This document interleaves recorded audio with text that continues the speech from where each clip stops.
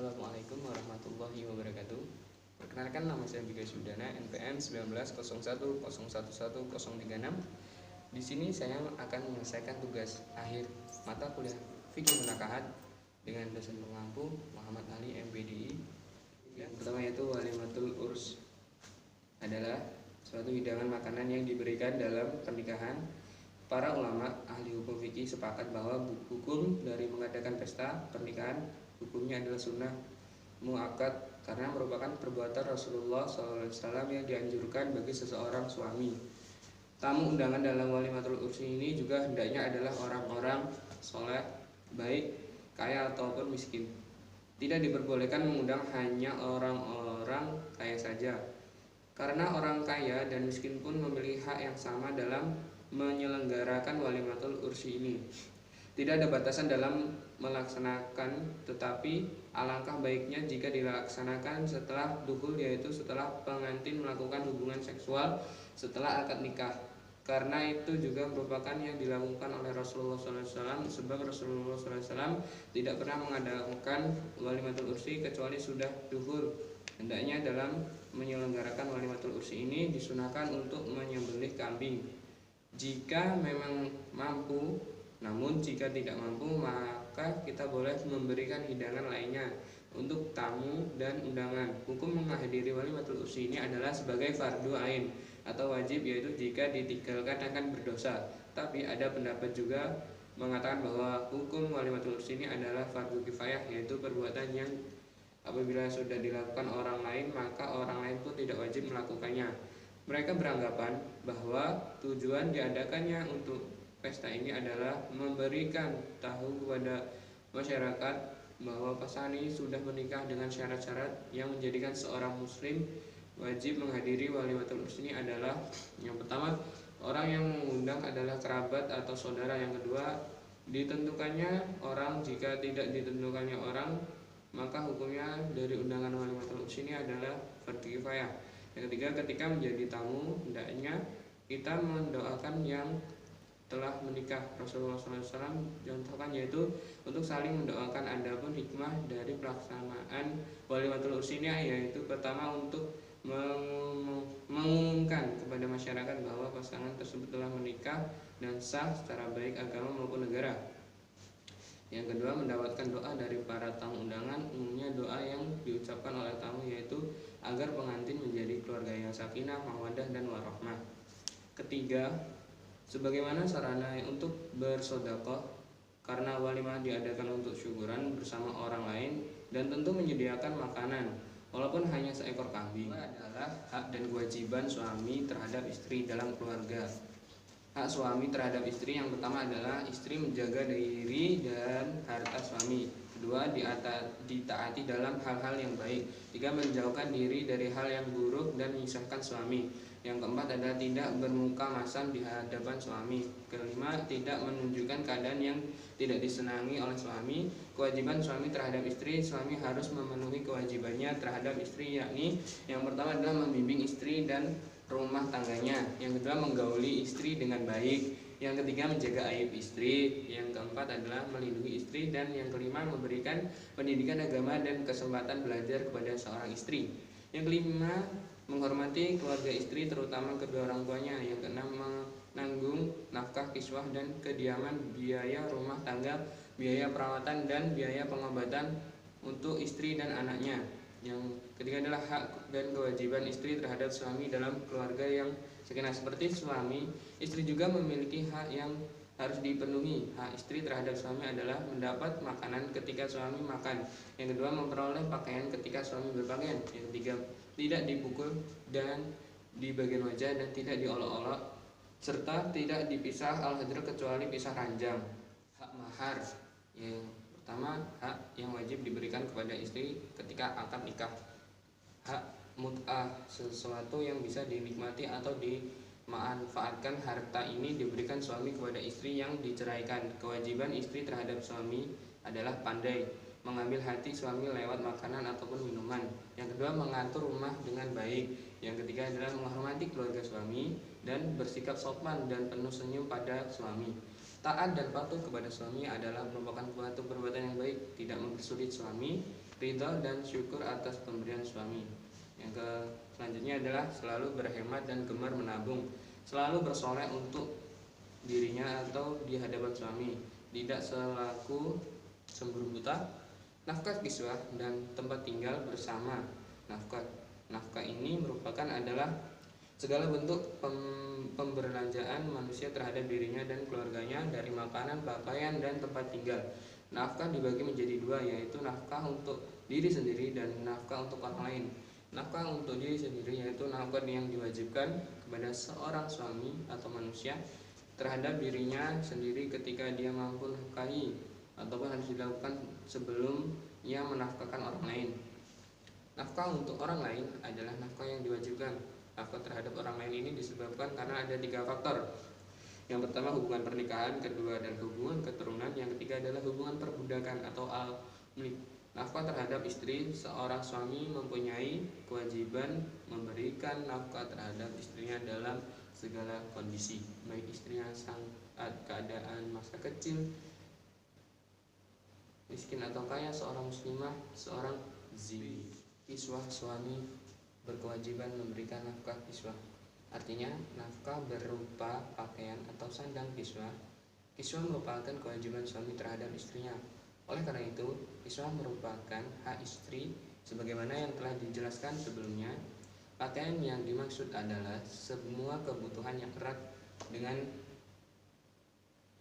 seorang istri. Suami wajib memberikan nafkah kiswah kepada istrinya berupa pakaian, menutup aurat, dan berbagai kebutuhan batin yang lainnya. Di samping itu berupa pakaian, nafkah kiswah berupa yang pertama, 1. Pemeliharaan jasmani, kedua pemeliharaan kesehatan, ketiga pemeliharaan secara kebutuhan perhiasan dan untuk kebutuhan rekreasi, biaya untuk pendidikan anak dan hal-hal yang tidak terduga, dan tempat tinggal bersama. Menurut para ulama Hanafiyah dan Hambaliyah, tempat tinggal istri harus merupakan tempat tinggal yang layak, dan kondisi suami istri itu harus dikosongkan dari keluarga lain kecuali dengan seizin istri. Ulama Malikiyah memberikan keterangan yang lebih perinci. Apabila istri berasal dari kalangan bawah yang tidak mampu, dia tidak boleh atau menolak untuk tinggal bersama-sama keluarga suami. Sementara jika dia dalam golongan orang kaya, dia berhak menolak kecuali bila hal itu dijadikan syarat dan diucapkan ketika akad dalam hal yang disebut. Dan istri wajib tinggal di rumah keluarga suaminya dengan syarat harus disediakannya kamar khusus yang memungkinkan dia menyendiri kapan saja yang dia mau. Selain itu harus ada jaminan bahwa dia tidak akan dipermalukan secara dan lakukan secara buruk. Ulama Syafi'iyah menyatakan suami wajib menyediakan tempat tinggal yang layak bagi seorang istri, bukan bersandar dengan kondisi suami sekalipun. Suami itu orang yang tidak mampu sesungguhnya, bagaimanapun kondisi suami yang dijadikan pertimbangan dalam menentukan hal-hal yang berkaitan dengan nafkah tanpa adanya perbedaan antara sandang pangan dan sandang papan. Baik, selanjutnya adalah kedudukan harta dalam pernikahan. Dengan ini, dalam pernikahan atau perkawinan, harta dijadikan ada beberapa golongan. Yang pertama, harta yaitu harta bersama, dan yang selanjutnya adalah harta bawaan. Dengan hal ini, harta bersama yaitu harta yang diraih atau diperoleh secara selama masa menikah dan perkawinan tersebut. Suami istri ini sangatlah bekerja keras untuk mendapatkan harta itu dan berhak melakukan perbuatan suatu hukum atas persetujuan yang dilakukan oleh kedua pihak, dan harta ini bisa menjadi catatan khusus dalam suatu pernikahan. Apabila terjadi perceraian serta maka harta bersama ini dapat diatur menurut hukum agama, hukum adat, dan hukum lain-lainnya. Harta bawaan adalah harta yang diperoleh oleh setiap masing-masing dari pihak suami ataupun pihak istri, serta sebelum terjadinya pernikahan atau perkawinan, kedua dari mempelai ini telah memberikan harta masing-masing dari suatu hibah atau hadiah atau warisan yang dibawa ke dalam ikatan perkawinan, serta suami istri berhak untuk melakukan perbuatan yang hukumnya tanpa ada persetujuan secara kedua belah pihak, dan harta ini dapat digunakan sepanjang hayatnya, tidak ada kesepakatan dengan yang lain-lain antara keduanya. Demikianlah itu harta. Hukum menikahi wanita yang telah berzina. Hukum menikahi wanita yang pernah berzina yaitu boleh, namun ia harus bertobat terlebih dahulu dengan taubat nasuha. Karena yang lebih penting dalam pelanggaran ini bagaimana dia segera bertobat dan memperbaiki diri tanpa harus mempermalukan dirinya di hadapan orang lain. Menikah bukan syarat taubat itu sendiri, kecuali jika pernikahan ini dilangsungkan atas dasar 1. Menyesali dosa zina yang telah dilakukan. 2. Agar tidak mengulang kembali dosa zina tersebut. Jika menikah atas motivasi ini, insya Allah status pernikahannya bagian dari taubat. Untuk pertobatan zina ini, untuk sebagian ulama menyarankan agar orang yang melakukan zina untuk segera menikah dalam rangka menutupi aib keduanya, dan hendaknya jika calon suami tidak mengetahui aibnya, sebaiknya ia menyembunyikan aibnya sebagaimana Allah Ta'ala telah menutupi aibnya. Perempuan yang sudah tidak perawan karena pernah berhubungan badan dengan orang lain di luar nikah tidak perlu menyampaikan aibnya tersebut kepada calon suaminya. Jika perempuan itu tidak mengatakan, maka kondisi yang sebenarnya kepada suaminya itu adalah sangat baik. Perjanjian perkawinan. Perjanjian perkawinan adalah salah satu bentuk dari perjanjian yang dibuat antara satu pihak dengan pihak lainnya. Perjanjian perkawinan ini dibuat semata-mata agar untuk menjaga kepentingan usaha dan menghargai martabat masing-masing pihak. Perjanjian ini dapat memastikan bahwa pasangan Anda menikah dengan Anda, bukan dengan kekayaan Anda, sehingga niatan tulus Anda dan calon pasangan dapat dibuktikan sebelum membangun rumah tangga.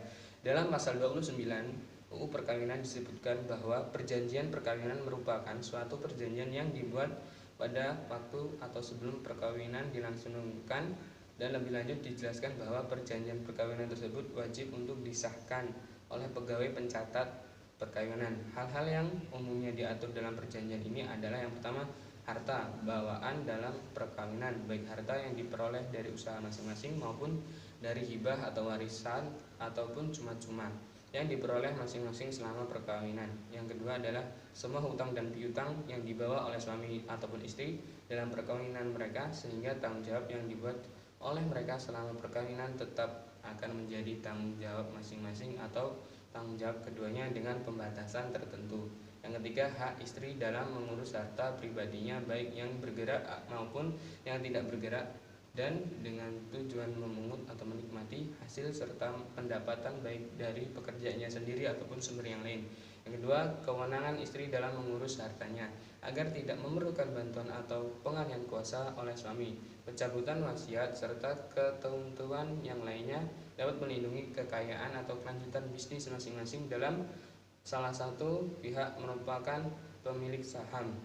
Apabila salah satu pihak telah melakukan perbuatan menyimpang dari apa yang telah dijanjikan, maka pihak yang lain dapat merugi atau dirugikan dengan perjanjian tersebut, maka dapat digugat.